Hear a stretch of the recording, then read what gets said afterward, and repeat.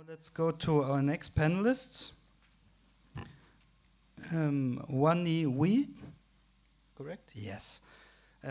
She's a student of contemporary philosophy at the Sorbonne in Paris and the creator of the YouTube channel Woanologue, where she discusses philosophical questions in a way that is at once playful, personal, but also philosophically substantial. The channel has currently over 8,800 subscribers and nearly 230,000 views, which, just to clarify for people like me who are not digital natives, is quite an impressive number and makes her a significant intermediary between academic thinking and the broader social media public, I would say. In addition to her philosophical work, Wooi has published 2 books of fiction, Navy Prism of 2023 and The Illusion of I Love You, 2025.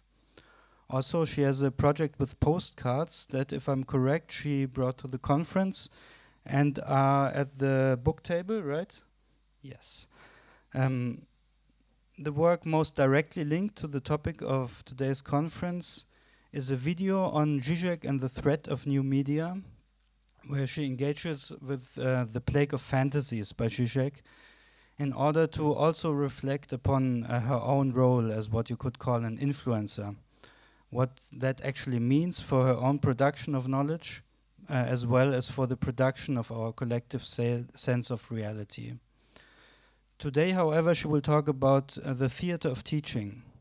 I'm very curious what that means. And yeah, it's a great pleasure to have you here with us today. Floor is yours. Thank you. This is working. Cool. Thank you for the introduction that I didn't expect, especially with the term playful. I think that's something with theater.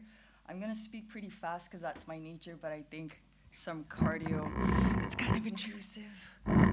I think some mental cardio is going to be good, so I'll just begin. I would like to firstly thank the YouTube algorithm for presenting my video on Žižek to Nico, who is not here, unfortunately. But secondly, I would like to thank Nico and Pavel for seeing value in my words. Lastly, I would like to take this opportunity to give my sincere thanks to Herr Bruno Haas. He's currently my professor. Well, I follow him still. He's not currently my professor, but essentially, I think it's this dynamic is something that really, really helped me understand what I felt teaching meant, because I rarely agree. Nico, I was just thanking you, the algorithm for presenting you my video. Yeah, so, sorry, back to Haas. Essentially, it's just our relationship that really brought to light to me what it actually means to teach, because I rarely agree with him with aesthetics. He is often disgusted by my approach on epistemology, but we can say that we agree on Hegel, so that's the most important thing. So without further ado, let's talk about the theater of teaching. So I chose this antagonistic subject that implies that our teachers and that the act of sharing knowledge is somewhat of a deformation of our education. That is our current understanding of the way things are and of how we are to act in accordance. This investigation does not shy away, however, from indeed defining the act of teaching as an aesthetic experience simply by the definition of it as an event done in its pure nature is one that takes us out of the ordinary, out of the mundane, out of what we're used to, what is habitual, and in a certain way out of reality and real life as we know it. How's the speed? Are we okay? Okay. Too slow? So, okay. My compromise is if I don't want to rush this because then I'll waste everyone's 30 minutes. I just won't speak during the panel. I think this is a compromise we can make, okay? And then we can ask me questions during the break. So if I'm again too fast, it's by nature, so just scream and I'll stop. Okay, so theatron, which is ancient Greek for a place where one sees, comes from the verb theomai, to see, and thea, the noun, which is a sight or spectacle of view. However, this implies that in daily life, in real life, we do not see. The act of sight is fundamental as the analogy rests on the idea that when one is taught, one sees what they did not see before, one acquires knowledge they did not possess prior to this specific activity called teaching. Teaching is an act of sharing. To teach, apprendre. Do we like languages, language nerds? 6 people. Okay. So I'm gonna use some German, some French, one word in Latin, and then we'll see where we go. So to teach, apprendre is the simultaneity of a bilateral act, an event that relates and affects both sides of this relation. One teaches someone, the teacher, and the other is taught. The student acquires the knowledge of something. But what is this knowledge that is shared? One that acts as a gift of sight. And yesterday during dinner, I was like, Socraticizing Pavel. I'm like, what is teaching? What do you think is teaching? And we were at this point of like, to give what? For me, it's to give sight. So knowledge in this sense is to be defined as savoir positif, positive knowledge. It is important here to make a distinction between savoir et connaissance, as both are generally translated into English as simply knowledge. Savoir is the way one acquires knowledge. Connaissance is an effective representation that corresponds to a concept, a correlation of a concrete object, res, Latin, that one finds in a reality with the idea intellect of an object, intellectus. So we can kind of see like how we're having an issue with truth now, adequatio intellectus est res, so the adequation of ding and wort, if you want. So while the positive element of the savoir positive speaks to the effective aspect of knowledge, it is important to specify that it speaks more to the potentiality than the factuality of knowledge. For example, acquiring a positive savoir is not learning whether one's train will or won't arrive on time, but more so learning that one's train could or could not arrive on time. Savoir positif therefore precedes all connaissance. It is the framework that structures the categorization of all eventual acquisition of connaissance. Speed okay? No? Okay. Okay. So this gives us a sense of complexity of this activity of what it means to teach. Apprendre quelqu'un, to teach someone, to be taught, apprendre quelque chose. Not as a simple accumulation of connaissances, but the sharing of the way to acquire knowledge, savoir, a way to see or recognize what one could not before. To elaborate the mechanism of this activity, the functioning of the spectacle of teaching that results in this gift of sight, this investigation leans on Proposition 6 of Wittgenstein's Philosophische Untersuchungen, philosophical investigations. We will examine three principal angles of study. The first, teaching as an aesthetic experience, identifying the difference, teaching as reciprocal observation, exhibiting and spotting of this difference, and teaching as an act of complicity, sharing a mutual agreement of this difference. So teaching as an aesthetic experience. Proposition 6, and the phrase that I've been obsessed with is, ein wichtiger Teil der Aufrichtung wird denn bestehen, dass der Lehrende auf die Gegenstände weist, die Aufmerksamkeit des Kindes auf sie lenkt. Was that comprehensible? Okay. But I'll translate it into English just in case he's. Okay, an important play of training consists of the teacher exhibiting objects, steering the child's attention to them. How does one steers another's attention? Don't worry, we'll not go into psychology. So the difference between Aufweisen and Zeigen might probably help us. So Aufweisen, which is to exhibit, emphasizes the existence or the presence of a quality. Zeigen, to show, allows something to be perceived or to be visible. This gives us a sense that Aufweisen, when we exhibit something, it is something that was unnoticed or unknown, whereas Zeigen insinuates that it is something that is known but denied to us. The subtle but critical difference in this verb choice is exactly what distinguishes teacher from student. The teacher exhibits an object by bringing the student's attention to the presence of its existence. This is how one is taught, how one acquires new knowledge in terms of savoir, when what was previously unknown to the student is now known. So an aesthetic experience, I'll just define it as an extraordinary experience, an experience beyond or outside what is expected, normal, usual, or regular. In Mind and Matter, Schrödinger describes a threshold that delineates the region of consciousness from the unconscious. Don't worry, I'm not going to go into Freud. But any succession of events in which we take part with sensations, perceptions, and possibly with actions gradually drop out of the domain of consciousness when the same string of events repeats itself in the same way very often. We therefore become unconscious to events we are used to, that our familiarity with such experiences leads us to the disappearance from our consciousness or our loss of sight in their regard. So this goes back to me insinuating that in reality we do not see because we are familiar with things. So on the other hand, the same event is immediately shut up into the conscious region if at a repetition either the association or the environmental conditions met with on its pursuit differ from what they were on all previous incidences.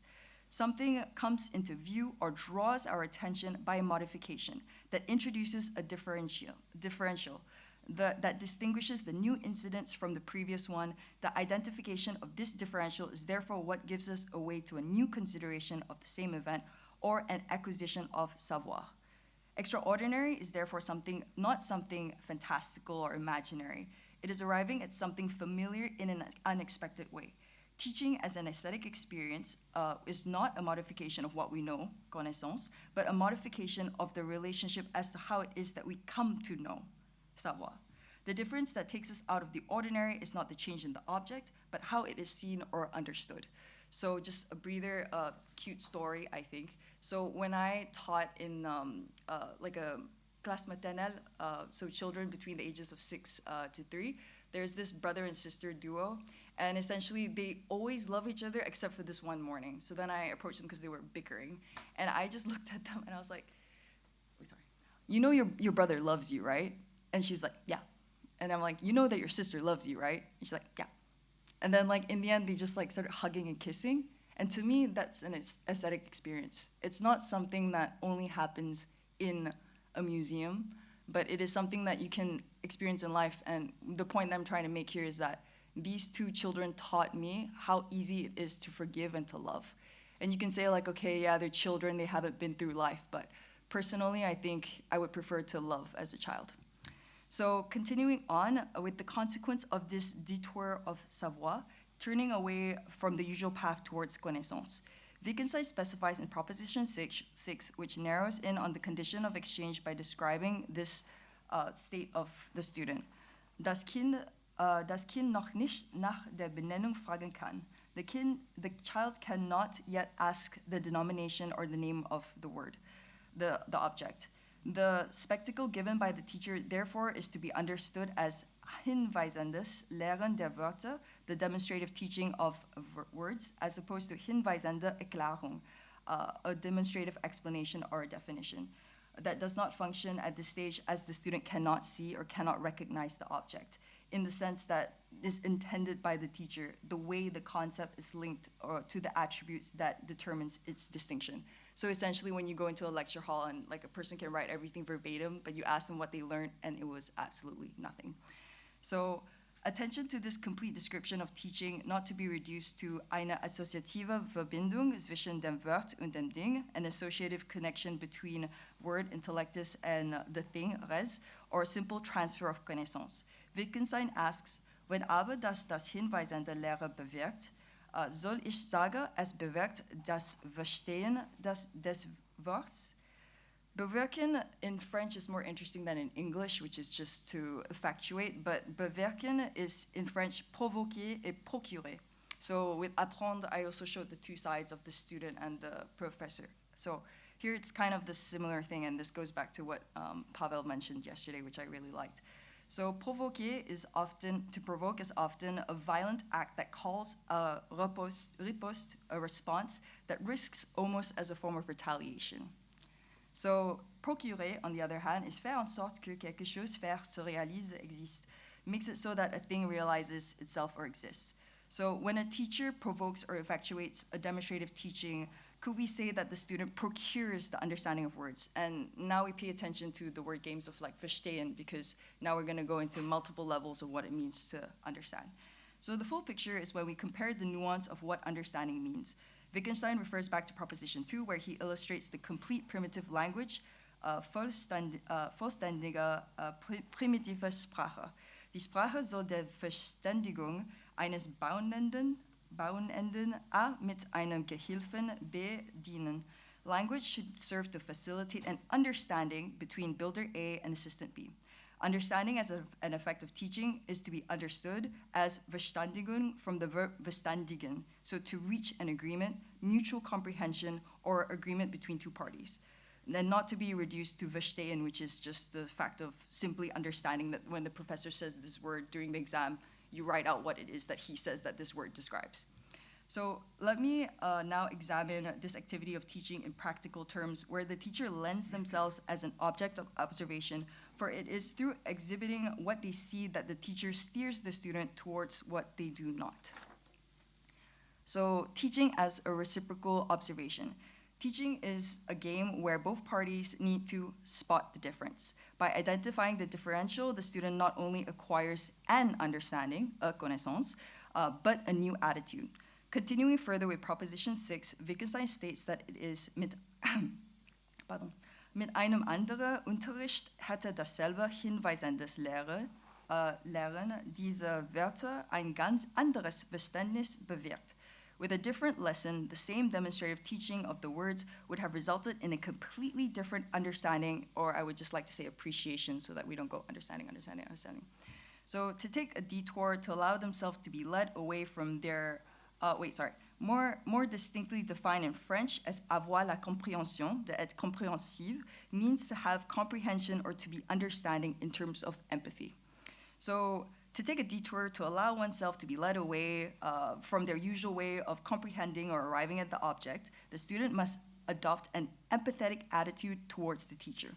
To comprehend, derived from comprehendere, so com is together, prehendere is to grasp or to seize. So meaning to, which means to grasp a particular unity of elements.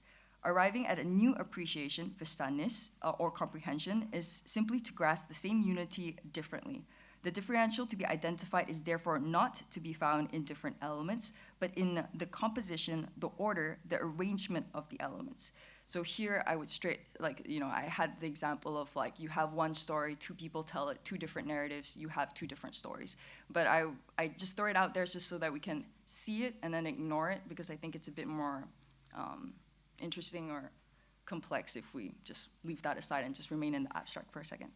So to gain the capacity to spot the difference between the unities of different composition but of similar events, therefore, is to gain capacity to understand or appreciate the same object differently, to acquire savoir. So I have another parenthèse, which is essentially, think of when a teacher provokes you, challenges the way that you see things. Like, you've been an expert on whatever, Freud, Hegel, Lacan, whatever, and this professor says something completely wrong. So the idea here is that without empathy for this teacher, one might retaliate, refuse to see what has been said. Inversely, with empathy, one leaves a lesson feeling their horizons opened, sometimes whispering to oneself, I never saw it that way before. So there are two orders of observations. Let us now examine the lesson as a spectacle that functions by means of a bilateral and reciprocal activity of observation between teacher and actor as student, between teacher as actor and student as spectator. There are two orders of observations, teacher of student and student of teacher. We begin with the more complicated order, the second order of observation made by the teacher of the student. So analogous to the distinction that we made of savoir and connaissance, let us distinguish pedagogy and education. So pedagogy from paidagogia comes from pai, child, and ago, which is to lead. So pedagogy is to lead a child, encompasses the strategies, techniques, and theories to facilitate teaching, how content is delivered, how the student engages, and how the understanding, what's the understanding of the content. You can parallel this with the theater, you can, but whatever, like performance, reaction, interpretation of spectacle. Education, on the other hand, is paideia. So we have child, pai, and then dea, which is the suffix, state, condition, or quality. So education means child rearing, education, cultural formation of a human being. In this way, pedagogy gives form or structure to the child's education through the method of teaching, that is the way the instruction is given. So contrary to the intuitive image of the spectacle of teaching as one where the teacher, just like an actor, goes in front of the audience with their script and presents, teaching begins, in fact, with the teacher observing their student. So introductions to systems theory, Luhmann writes, children are not just small adults who live in the same world as we do. They have their own schema of observation, according to which one must observe if one wishes to enter the child's world and see from that perspective what makes sense pedagogically and what does not. Pedagogues no longer see children as objects that ought to be reformed, but observers whose perspective one must assume in order to educate them. In order to teach, therefore, the teacher must consider the current schema of observations of their student, not as smaller, that is different due to a lack or underdevelopment, but rather as different by their own right. In other words, much like a student who has to be empathetic towards their teacher, the pedagogue does not carry an attitude of condescendent superiority in regards to their student, that is, to consider their level of education as better instead of simply of a different perspective.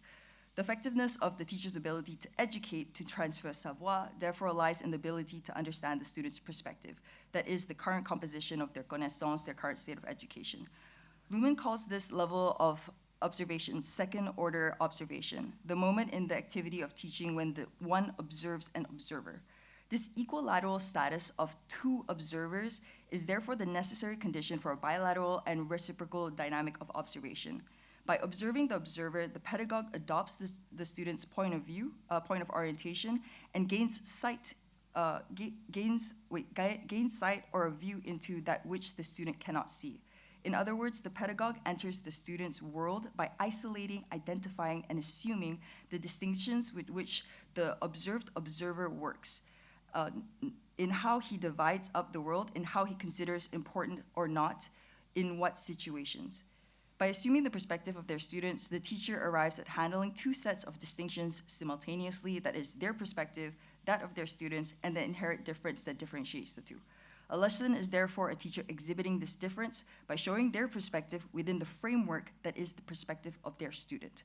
It is during a lesson or this spectacle that a student conducts the first order of observation, where in turn spot the difference between their perspective and that of their teacher. Much like an actor who meets their spectator temporarily separated from the real world, where within the privacy of theater walls, the student spectator is led out of daily life by their teacher, out into the world as they know it, into another world, un monde à part. Very well, mais à quoi bon? What's this good for?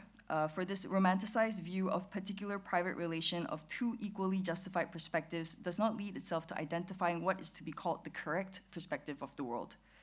As Luhmann puts it, from this point of view, it is then possible to reconstruct the entire world in the mode of contingency or the possibilities of being observed. Let us now examine the use of this gift of sight, defined as the acquisition of savoir, the student's new ability of observing what others cannot observe. So, teaching as an act of complicity. We begin with a re-examination of what is meant by savoir positif, that which is exhibited by the teacher and procured by the student during this act of teaching.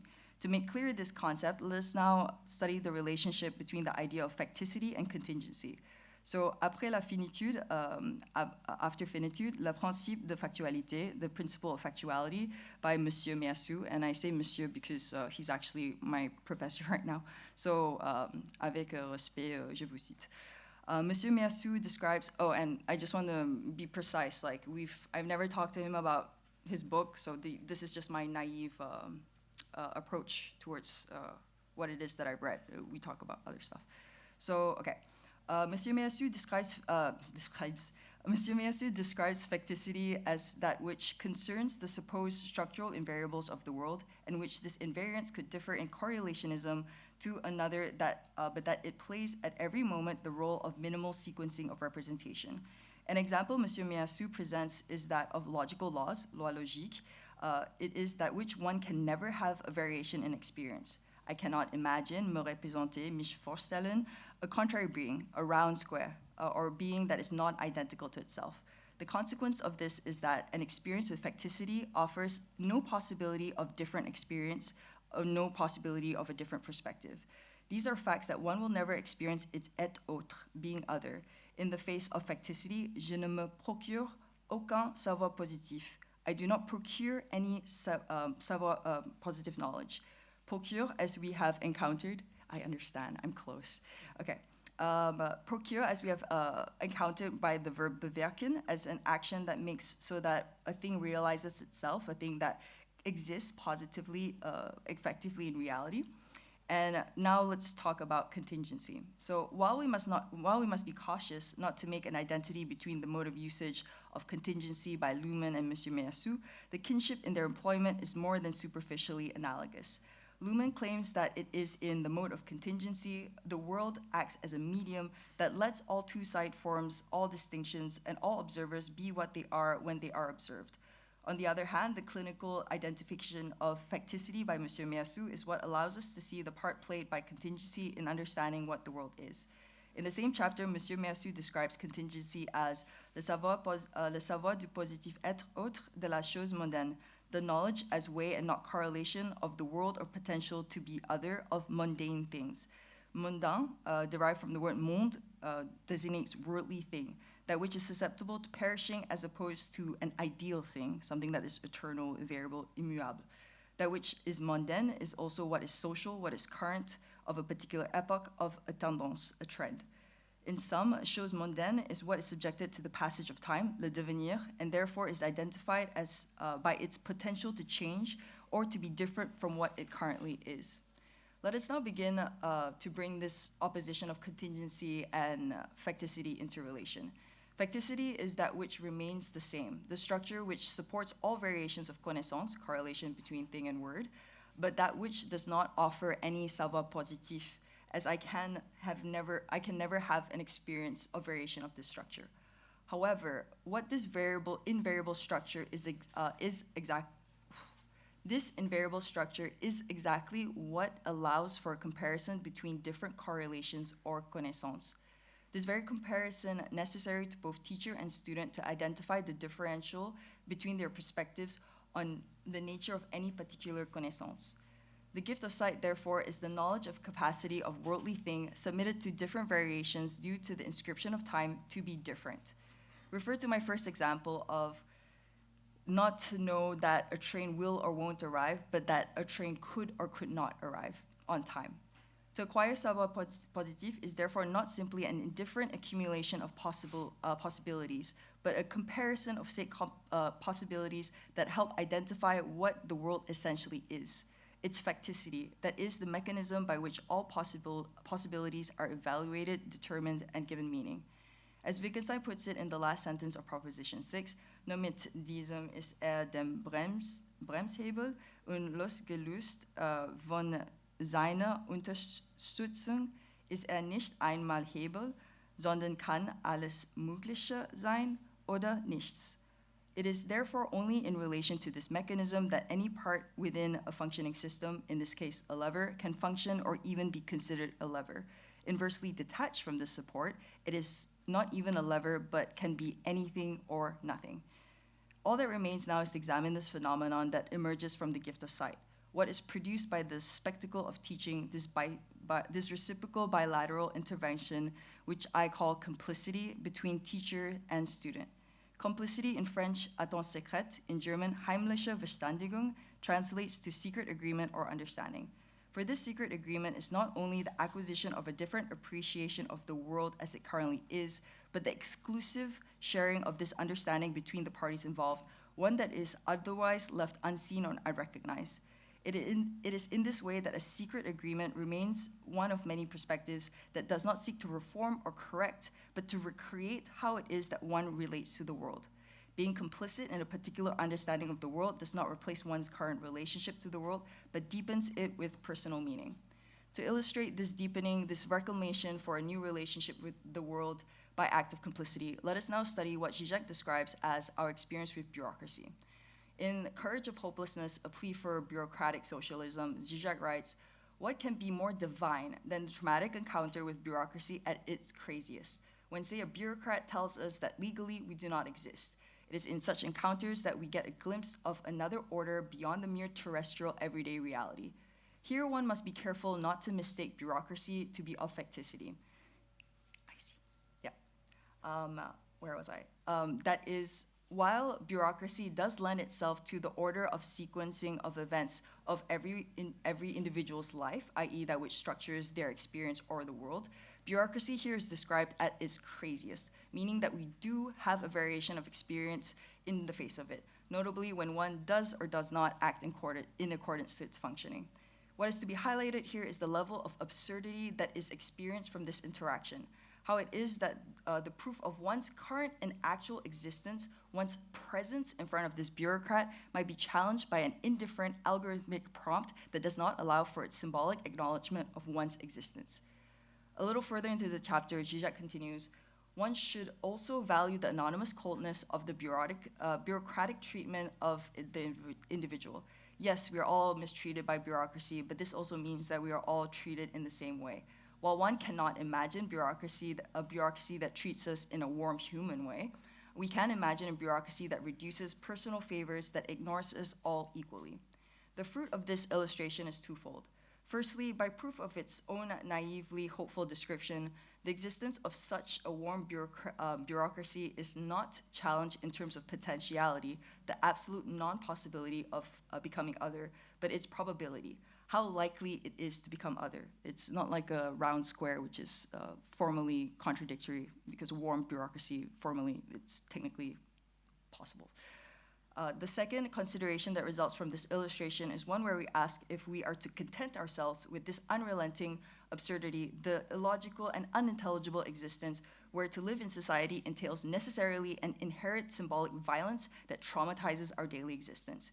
It is here that we arrive at the good of teaching, its use and non-negligible value. For to finish with Hegel's Aesthetics, Volume 1, Chapter 3b of the Determination of the Ideal. This is translated from French because my German's not there yet.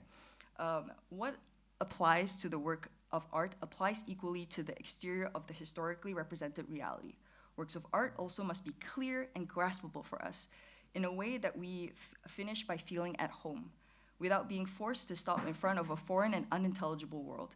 It is in this sense that the work of art produced by teaching is not simply to be reduced to its functioning, that is the gift of sight, which makes the known unknown, but more so the complicity that emerges between individuals, teachers, and students, not merely in agreement of what the world is, but all that it could be. To teach, to give sight, is therefore to give the feeling of home, the Heim of Heimlich, the home within the secret, a place of one's own in the world while one attempts to figure out exactly what the world is. So I would like to just finish with one more cute story. Essentially, I was in Rome and I just left Naples, so I was very disappointed. I know everyone's like, ciao bella, and it's like warm and everything, fuck it. So I just had time between the Vatican and dinner, and I was walking through and I was just like, Trevi Fountain, another piece of art, whatever. And then I saw this guy who was just, had a little stool and he was reading tarot cards. And I was like, fuck it. So I went towards him and I was just like, quanto costa? And he looked at me, he's like, 15. And I was like, cinque. And, we built a connection of mépris, contempt, mutual contempt. So I sat down and essentially he, starts shuffling the cards and he looks at me, he's just like, what's your question? I was like, the future. And he was like, what specifically about the future? And I was like, well, I continue philosophizing. Because at this point, with YouTube and everything, sexism, there's no money for anything, budget cuts everywhere. It's like, there's no point. And he stopped and he was like, that's an interesting question. And then after that, he learned that I was from Sorbonne. And then after that, we started speaking in French. So then we started getting a bit closer and closer to one another. And at some point, he's like pulling out cards, and it's the whole game, right? It's like watching me, what sticks, what doesn't stick, how to approach the subject, and trying to find a way to teach me about my future. At some point, he pulls out a card, and he stops, and he looks at me, and he's like, do you believe in tarot cards? And I was like, bitch, I'm paying you $5 after this. Of course, I couldn't say outright, I don't believe in them because I'm going to pay him. So I said, yeah, of course I do. And he looks at me, and he's just like, I don't. I was like, bro. So then I was presenting this, because what I'm doing now is called an amorce, which is something that we do in philosophy to show you a concrete example that brings you into, the crazy heady stuff. And my friend was like, this is a very good example. And at some point I was telling this story to my friend, I'm like, is it worth putting in? And she's just like, yeah, but what's the answer? And I was like, oh my God, is it not clear? It's complicity. We're both are finding mutual ground on this thing that we both don't believe in, which is tarot cards. And she's like, no, what is the answer? I'm like, to what? And she's like, your question. Will you keep philosophizing? And I was like, yeah, he said that if you need some spiritual guidance to give you permission, I'm gonna tell you to do whatever you need to do to get it done. Thank you for your attention.